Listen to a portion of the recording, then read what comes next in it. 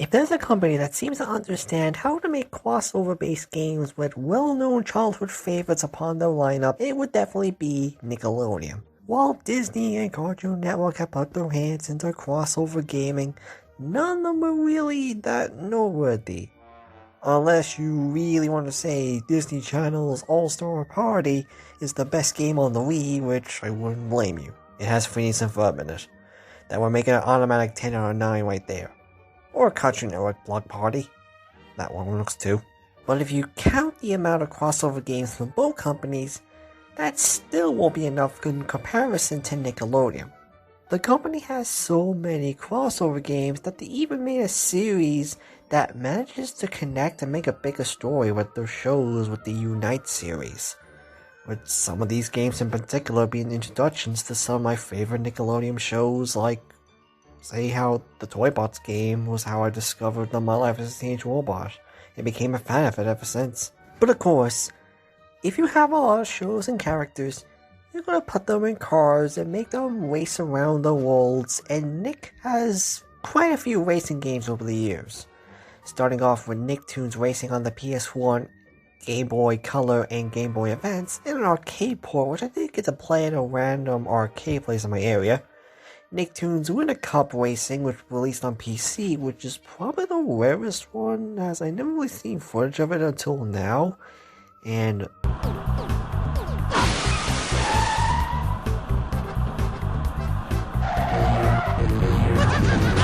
oof, yeah, no wonder why.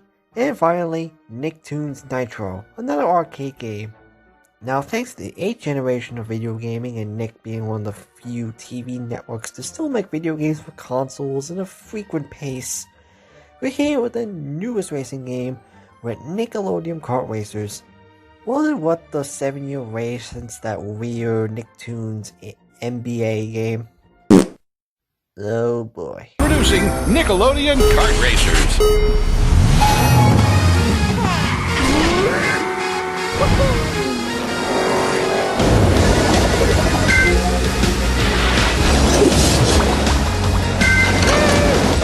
For the first time ever, race and battle in your favorite Nickelodeon shows like SpongeBob SquarePants, Hey Arnold, Teenage Mutant Ninja Turtles, and Rugrats. Nickelodeon Kart Racers, sliming soon to a console near you. Nickelodeon Kart Racers was developed by Batarang Games and published by Game Mill Entertainment in North America release and Maximum Games for its European release. It was released in America on the 23rd October 2018, in Europe on the 26th of October 2018, on the PlayStation 4, Xbox One, and Nintendo Switch. The game did get negative reviews from critics, with Nintendo Life giving the game 3 out of 10 stars. PlayStation Lifestyle gave the game a 5.5 out of 10, and its Metacritic score with critics is generally unfavorable, with a 41 score while its user score is a 49, so it's not liked by several people. It just kind of appeared out of nowhere as it was announced in July 25th, 2018 after GameStop had it listed for pre-orders, which, I don't know about you, but that doesn't give me a good sign. But let's go with what I did like from the game.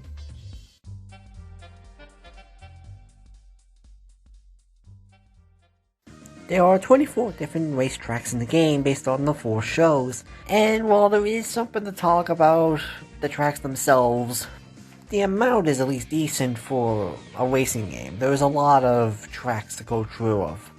There's also a Grand Prix mode which has 6 different cups that start off with 4 tracks, but once you complete all 6 of them, you'll be able to unlock 3 bonus cups which will have 8 tracks instead of 4 of them. Also, that some of the races in the Grand Prix aren't just the simple 3-lap races. Some of them do have different modes in them, like one's elimination, and another one is this weird going through the arrows mode. I don't really know why this is here, but it's there.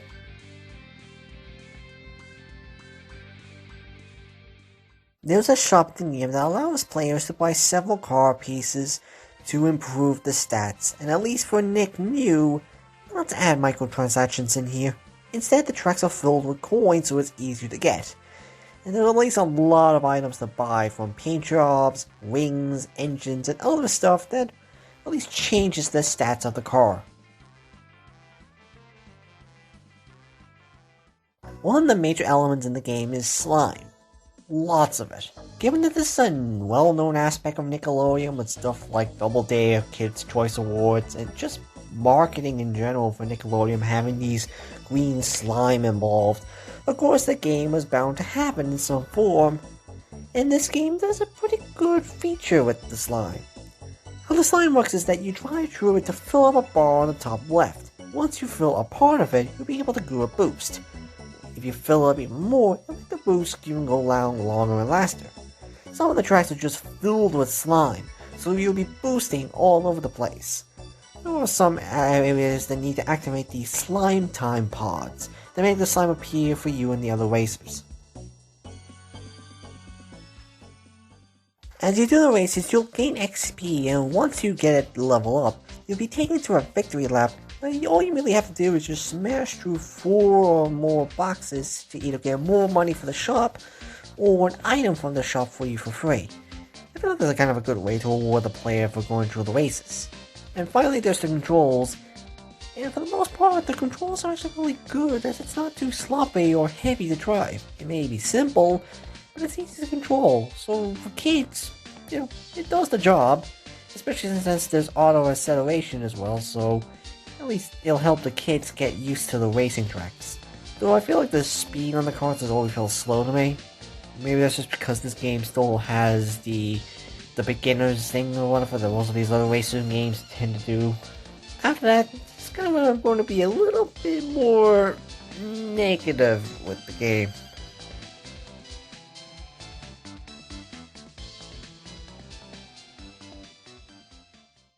Given there's such a huge lineup of characters Nick has over the decades, I bet it was really difficult to really think who should be added in the game. So many possibilities, so many choices.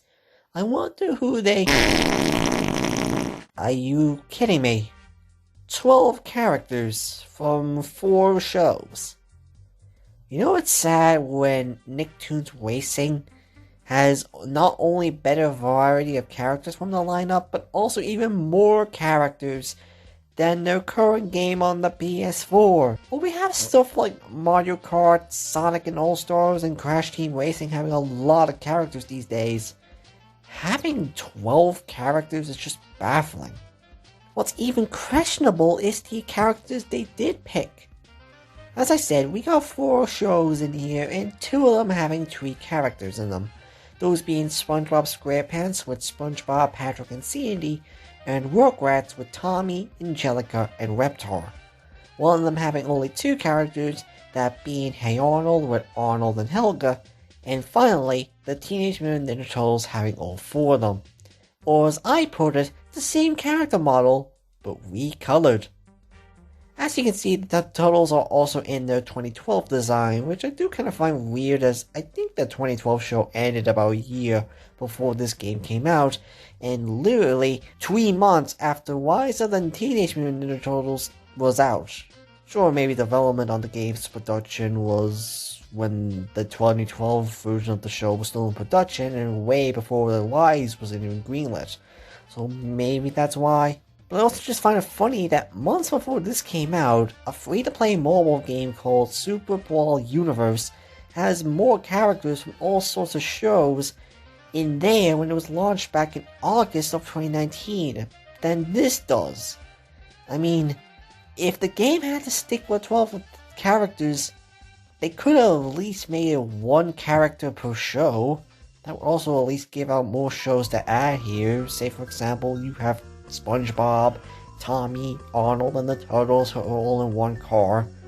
Maybe for the Turtles they can use the Turtle Van Force. I mean, come on, these games tend to always have some multi-characters in 1 vehicle type thing, so why not? Then just use 8 random characters from different shows in there, like Sim, Timmy, Jimmy, Jenny, Lincoln, and more. Funny enough, I think I just kind of rhymed just there saying Timmy, Jimmy, and Jenny. Speaking about Lincoln, I find it so weird that the Loud House isn't here. given that it's easily the most other-known show of Nickelodeon in recent years, you would expect that they would be adding the game, but for some unknown reason, none of them are here. I guess they were waiting for the sequel. And, some of these character models look really bad. For the most part, SpongeBob, Tommy, Angelica, Reptar, and Sandy look alright. The totals are fine, as it's just the same models, just in different colors. And then Patrick, Arnold, and Helga, man, what did they do to you? Arnold looks like he has something going on with his cheeks. It's always pink. Makes it look like he's always blushing. Patrick looks like he's one of those chibi characters. And Helga, the less said about her, the better. The characters themselves don't even really have much to stand out outside of one power they can use during the racing. Like, for example, SpongeBob makes jellyfish appear, be like the bloopers from Mario Kart. Patrick, Reptar, and the Turtles doing a ranged attack. Tommy using his ball like a blue shell, and Angelica eating cookies to get a speed boost. I'll give it that at least they do have some pretty cool car designs for every character, so there's that. Now let's get to the main show, the tracks. While I did praise the amount of tracks, unfortunately most of these tracks aren't really that great. Most of the tracks in the game are just either average tracks based on the most known parts of each show, like SpongeBob having Bikini Bottom, with some places like Mrs. Puff's boating school, the Krusty Krab, and a random slime area where the giant plankton robot from the second movie is there, or just Glove Universe, or just random stuff in the Rugrats like having either the Pickles house in a party or a toy store, Arnold even having a set in the school or downtown, and TMNT are having it in the sewers or Dimension X. Most of the tracks do look fairly good, with some cameos from other characters seen in the background like Squidward and Krabs, or Spike, Phil and Lil for example. Or in seeing one of the TMNT tracks, you can see Splinter and Shredder fighting above you. But as for the tracks themselves, they're like this. A normal track, one area full with slime to go through, literally just reversing the track, or just the track at night. Now there are some points where the car can change into a boat or a plane like Sonic and All-Stars Transformed, and yet the boat is only really used for a good amount of the game. The plane modes just kind of come and go. All you do is just hold the accelerator button and just let the game do the work for you. Or better yet, just fall into the pit or get hit by an item and then fall down, as it just warps you to the other side of the track and get ahead of the other racers. And there's also even no tracks in the game that's just the plane mode. It's like, say, Sonic and Sega All-Stars Racing. That one at least has plenty of racetracks, or at least laps, that are in the air. The only one this game really has is just the boat mode, so the planes just really come off as pointless. Speaking about Sonic and All-Stars Racing Transformed, there are some points in the tracks where some areas will either open or close after a lap goes by. Like, for example, the track Birthday Bash has the first 2 laps play as normal, but when you get to the 3rd lap, some of the walls at the end will be removed and you can drive through there just to get to the finish line easier. Or bringing around town, having some tracks closed off in some laps until being fully open in the 3rd. Now, it isn't as good as how Sonic does it, but for what it's worth, at least trying something that we'll keep an eye out for. Outside of that, there's just other coins that you can also collect for the shop, and that's about it.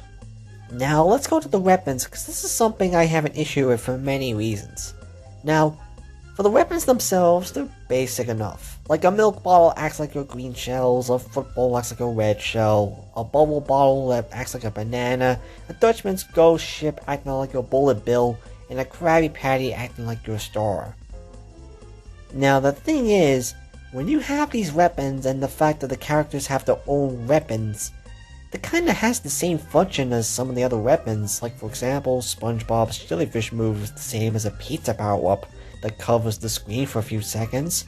Some of them get fairly annoying, like Helga using her Arnold statue to slow the players down, and Tommy using his ball like a blue shell.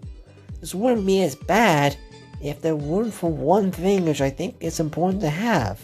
You know how when an item is coming to hit you, you not only see an icon with the weapon coming, but a sound effect to tell you that it's coming? Well, none of these are here. Meaning you don't know what's going to hit you until too late.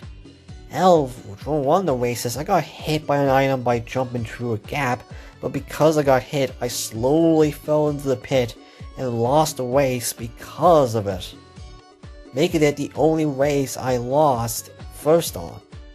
But overall, the weapons are barely basic, but some can be overpowered, and I just wish there was a warning to tell you when the items are coming. Now for the game modes and the type of races you can do. There are 4 different type of races that you can do in the game. One is your normal 3-lap race around the track as a single player, but there's also another one with a team race mode, where you and one other racer will be with you in a team. Sadly, this isn't even like, say, Team Sonic Racing where that worked for the game's function, but this kind of feels like a last minute addition. There's also elimination races that when the first lap starts normal, but when you get past the second one, an 18-second timer will go off and will move whoever's last place off. Admittedly though, this is while easy to win due to the fact that the races are mostly in the slime boat only tracks. It's easily the best mode the game has to offer, and finally, there's a mode where these arrows are all over the tracks and you gotta go through them to win, and if you miss or go the wrong way 5 times, you'll be eliminated. This is probably the easiest race in the whole game mode, and I only missed once, but that was just because an item hit me and it caused me to move the other side of the sign. But even that doesn't matter, as every time you go through your next lap, it resets as the fail count, so as long as you don't miss the 5th time, you can fail 4 times for all you like. And finally, I would go on to multiplayer, but there is 3 points to make. 1, I don't have friends in real life. 2, even if I did, why would I make them play this game out of all the games I have? And 3, the game doesn't even have online multiplayer whatsoever. Like, how do you make a game in this day and age and not require at least some form of online multiplayer? I feel like that's kind of required to have, especially for a racing game. But even then, from what I've seen, the multiplayer is bare bones, and like the team racing, it just kind of feels like an afterthought for kids. You know, I guess it'll do the job. But I don't think that's even the worst part about the game. The worst issue I have with this game is its music and lack of voice acting. The music is something I even had to turn down completely. It's that bad. Now, I never did that for any music in any of the games. Even for some soundtracks that are not great, I at least, keep the volume up. So this is gonna have to be the first game I ever had to turn the music down for being kind of bad. It's shocking to me. Like, listen to it here and tell me it doesn't want to make you to put something else on to listen to.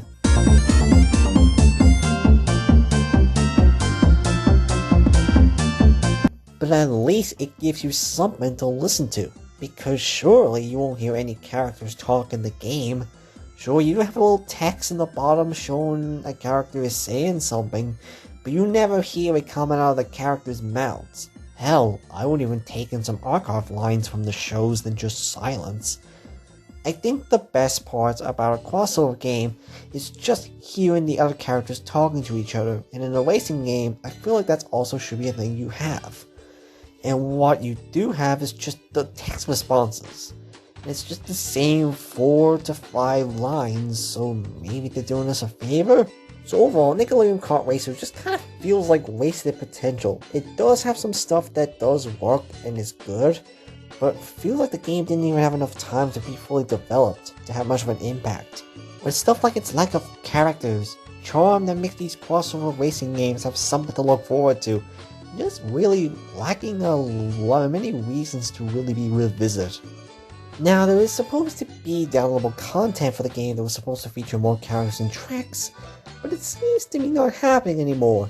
However, I guess the game did well enough by Nickelodeon's standards that now has a sequel that plans to be released this year, with a lot more content that this game was lacking, like more characters from different shows, improved graphics, and more unique game elements involved with the car cruise system and online multiplayer.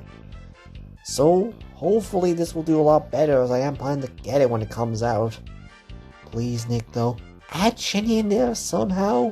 I beg of you.